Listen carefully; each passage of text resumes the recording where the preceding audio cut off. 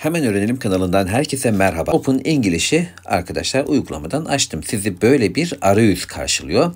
Hemen yukarıda isminizin yer aldığı yerde Superstar Traveler diye bir kısım var. Burada hepsini gör dediğiniz vakit şuradan bakacağız. Şu uçağın olduğu kısım. Burada arkadaşlar ne kadar çok ders çalışırsanız o kadar mil kazanıyorsunuz. Bu milleri arttırırsanız birinci olma durumunuz var. Ben ağırlıklı olarak Open English'e başladığımdan beri yaklaşık 5 aydır hep ilk 10 kişi içerisinde yer aldım. Toplamda bu listede 50 kişi var. Eğer 40 ve altında düşerseniz bu sizin tembel bir öğrenci olduğunuzu açıkçası göstermiş oluyor, ama mümkün olduğunca ilk 10-15 kişinin içinde olmakta ve sürekli olarak her gün mutlaka buradaki bütün alıştırmalardan en azından birer tane yapmanızda fayda var. Öyleyse hemen başlayalım. Özel dersler ve canlı dersler kısmını en son sizlere tanıtacağım. Şimdi öncelikle arkadaşlar dersler kısmı var. Burada üniteler var. Her bir üniteyi geçtiğinizde 15 mil kazanıyorsunuz. Bakın ben en son bir ünitenin yarısına kadar gelmişim. Her ünitenin içinde de toplamda 9 tane alıştırma var. Bakın ben şöyle baştan başlayayım. Size ilk alıştırmada bu şekilde bir arayüz veriyor. Burada bu ünitede öğreneceğiniz kelimelerden bahsediyor. Bunları ilerledikçe arkadaşlar burada mesela sorusu soruyor. Tabii ben bu Open English sayesinde bayağı bir yol kat ettiğim için arkadaşlar bu noktalara kadar geldim. Siz de zamanla inşallah bunu bu şekilde ilerletmiş olacaksınız. Arkadaşlar şurada şöyle yüzeysel olarak gösterdiğimde bakın. Şu hedefler kısmına baktığınızda her bir level, ya toplamda 8 tane level var. Ben 5. level'dayım. Her level'ın içinde 12 tane, en az 12 tane canlı derse katılma hakkınız var. Hedefiniz var. Tabii ben bu canlı yayın derslerinde bakın ne yapmışım. 92 canlı ders, 49 tane özel ders, 111 saat alıştırma yapmışım. 61 ünite geçmişim. 40. haftaymış bu arada. Canlı dersler kısmını geçtikten sonra toplam 15 üniteden oluşan ve her ünitenin içinde ortalama 10 ile 15 ders olan bir kısım var. Orayı tamamlama hedefi sunuyor. Daha sonra alıştırmalar kısmı var. Bunları tek tek birazdan tanıtacağım. Canlı dersi en son anlatacağım arkadaşlar. Çünkü orada vermem gereken birkaç tane geniş bilgi var. Bu yüzden canlı dersler kısmını daha sonra size anlatacağım. Öncelikle üniteler kısmına tıkladığınızda burada modüle devam et seçeneği var. Bakın burada modülüm açıldı. Her bir ünitenin içinde toplamda 19 tane ders var. Her dersin içinde de 9-10 tane kısım var. Mesela bir önceki part 2'ye baktığımda bakın burada 11 tane, hemen şurada okun yanında göreceksiniz. 2 oldu. 11 tane konuyu özetleyen, konuyu çalışmanız için imkan veren bir kısım var. Üniteler kısmı bu şekilde arkadaşlar. Yine buradan geldim. Üniteler kısmı değil de bu sefer alıştırmalar kısmına bakacağım. Alıştırmaları tıkladığımda modüle devam et seçeneği çıkacak. Alıştırmalar kısmında da arkadaşlar telaffuzlar var. Bakın ben bu telaffuzların hepsini bitirmişim.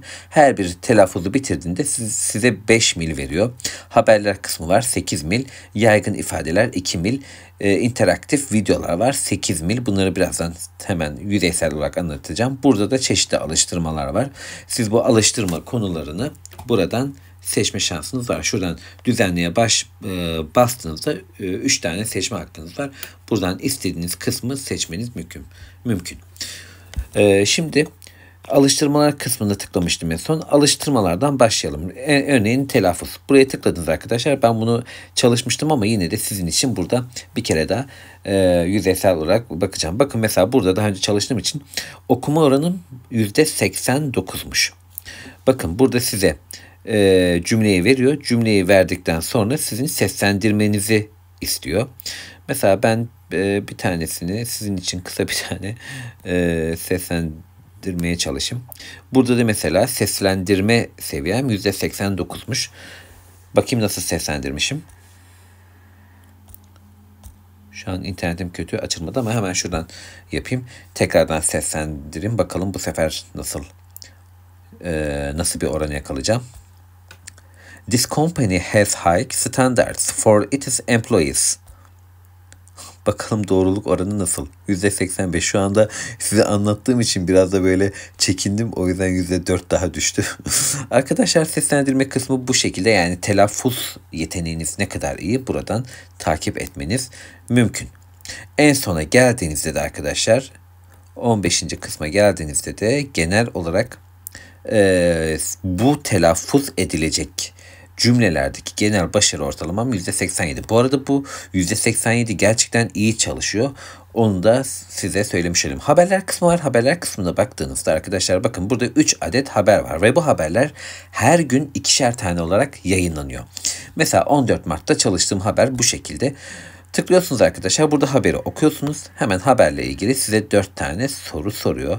Yanlış seçeneği işaretinizde kırmızı olarak belirtiyor ama doğru seçeneği işaretlediğinizde doğru olarak belirtiyor. Burada arkadaşlar bunları işaretledikten sonra bu 4 tane soruyu işaretledikten sonra da bu dersi bitirmiş oluyor. Hemen size ilk dersi bitirdiğiniz için ikinci haberi okuyun diyor. İkinci haberi okuyup onları da sorulara cevaplandırıyorsunuz. Bu arada bu haberleri okurken herhangi bir anlamını bilmediğiniz kelimenin üstüne tıkladığınız vakit arkadaşlar o kelimeyi size söylüyor ama şu an mobil uygulamada bunu henüz tasarlamamışlar. Fakat bilgisayar üzerinden çalıştığınızda buradaki bilmediğiniz herhangi bir kelimenin üzerine tıkladığınızda ne yapıyor? Direkt o kelimenin size Türkçe anlamını söylüyor ve tabii ki nasıl telaffuz edilmesiyle ilgili doğru telaffuzunu size söylüyor. Bunları da hemen hızlıca işaretleyeyim. Şu anda sallıyorum size göstermek açısından. Buraya da geçtim. Şimdi 3. haberi oku diyor. 3. haberi de okudum. Okumadım da sizin için okuyorum. Normalde buradaki başarı oranım da genelde böyle her ünitede iyi. Bakın 3 tane haberi bitirdim. Burada congratulations diyor. Yani başardınız diyor. Sonra continue diyorum. Burada bana bitirdim ve 8 mil verdi. Otomatik olarak da bu 8 mil buradaki 237 puan. Burası 229'du. 237 puanım olmuş oldu. Benim hedefim her zaman ilk 10 içine girmek olduğu için ilk 10'un içine girmek için bu arada bir günüm var. 7 gün içinde bu seviyelerde puanları alarak ilk 10'un içine girmeye çalışacağım. Hemen devam edeyim hiç vakit kaybetmeden. Haberler kısmını geçtiğinde yaygın ifadelerde haberler kısmı gibi orada bir cümle veriyor. Start dediğinizde burada çeşitli konuşmaları ve karşılıklı konuşmaları veriyor. Daha sonra bunlarla ilgili sorular soruyor. Burada da 3 tane soru var. Bunları da hızlı hızlı cevaplandırdığınız vakit arkadaşlar bunu da geçmiş olacaksınız. Bakın burada da bitirdim. Continue'di. Normalde asla böyle yalan dersi çalışmam. Her şeyi özenli bir şekilde çalışırım. Bu arada ben bir Excel dosyası tuttum. O Excel dosyasında hedeflerimi belirttim. Her gün şöyle bir şey yaptım. Her gün bir tane canlı derse katılma. Her gün en az 4 tane üniteler kısmındaki derse katılma. Her gün bir tane dersin telaffuzunu yapma. Her gün bir haber okuma. Her gün bir yaygın ifadeler, her gün bir interaktif videoları kendime hedef olarak belirledim ki hiçbir gün bir tane dersi bile yapmadan o günü geçirmiyorum. Zaten inanın bunları yapmak maksimum 1 saatinizi alıyor. Ama ben bu işi çok abarttım. Zaten Excel dosyama da baktığınızda ne kadar çok fazla çalıştığımı görmüş olacaksınız. İnteraktif videolara da hızlıca bakalım. İnteraktif videolarda da size böyle bir 3 tane kırılım çıkıyor. Bu kırılımlarda arkadaşlar İlk önce size video izletiyor. Üstte İngilizcesi var. Altta bunun karşılığı var. Bakın burada herhangi bir anlamını bilmediğiniz bir kelimeye tıkladığınızda onun anlamını size söylüyor. Daha sonra mesela şuradan earning ne demek kimmiş? Kazanç. Aynı zamanda seslendirmesine de bakmanız mümkün. Earnings. Gördüğünüz gibi. Buradaki arkadaşlar videoyu izliyorsunuz. Daha sonra ikinci kısma geldiğinizde bu videolarda bulmanız, yani videoların içinde geçen kelimeleri bulmanızı istiyor. Mesela bir tanesine bakalım ne diyor? More jobs, as in Steve Jobs, the CEO of Apple. Bakın burada Apple dedi. Apple dediğim vakit hemen doğru olarak çıkardım. Burada da earning dedi. Arkadaşlar pardon yazdım. S takısını unuttum. Böyle yanlış yazdığınızda sizi hemen uyarıyor. Doğrusunu yazın diye. Yazıyorum sizin için. Örnek buna doğru bildim. Bu kelime bilgisi kısmı bitti. Burada bana 2 tane önemli kelimeyi öğretmiş oldu. Daha sonra bunu seslendir diyor.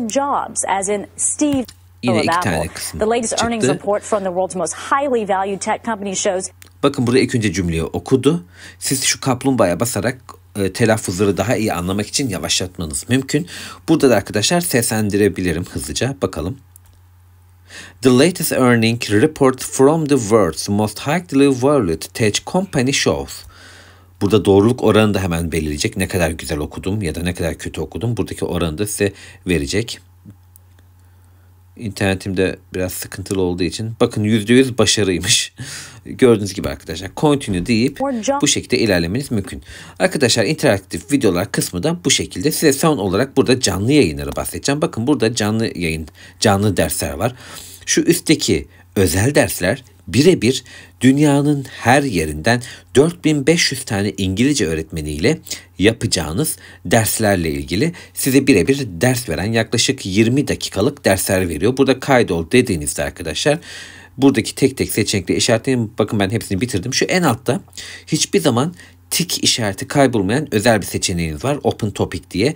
Burada tıkladığınız zaman herhangi bir konu hakkında öğretmeninizle işte işle ilgili, tatillerle ilgili konuşmanız mümkün. Burada da 2 tane grup dersi çıkıyor. Her gün yenileniyor. Bu arada bu canlı yayın dersleri yarım saatte bir arkadaşlar yenileniyor. Her yarım saatte bir İstediğiniz kadar derse katılmanız mümkün. Yani ben açıkçası günde rekorum 10. 10 kez canlı yayına katıldığımı biliyorum. Şu altta da grup dersleri oluyor. Ortalama 7 kişi, 8 kişi, 9 kişi bağlanıyor dünyanın her yerinden. Türkler de oluyor. Nadiren Türkler de karşınıza çıkıyor. Burada mesela grup derslerinden bir tanesinde Pets diye bir kısım var. Bir tanesinde de I Love Nye diye bir kısım var. Burada derslere katılmanız mümkün. Bu derslerde de yaklaşık 40 dakika sürüyor. 40 dakika boyunca dersleri öğrenmeniz mümkün. Arkadaşlar açıkçası benim Open English'te gerçekten başladığımdan beri çok büyük ilerlemeler kat ettim. Çünkü en son Viyana'ya gittiğimde ne kadar yetersiz olduğunu hissetmiştim. Şimdi Open English sayesinde bayağı bir ilerlettim ve canlı yayın derslerine de katılabiliyorum. Bakın arkadaşlar bu derste bir tane birebir özel olarak aldığım bir ders var. O ilk tıkladığınız özel ders kısmında burada zannedersem Cape Town'du. Oradan bağlanan bir hocayla bağlandım. Yani Open English'ten o kadar çok memnun oldum ki size bunu gönül rahatlığıyla tavsiye edebilirim.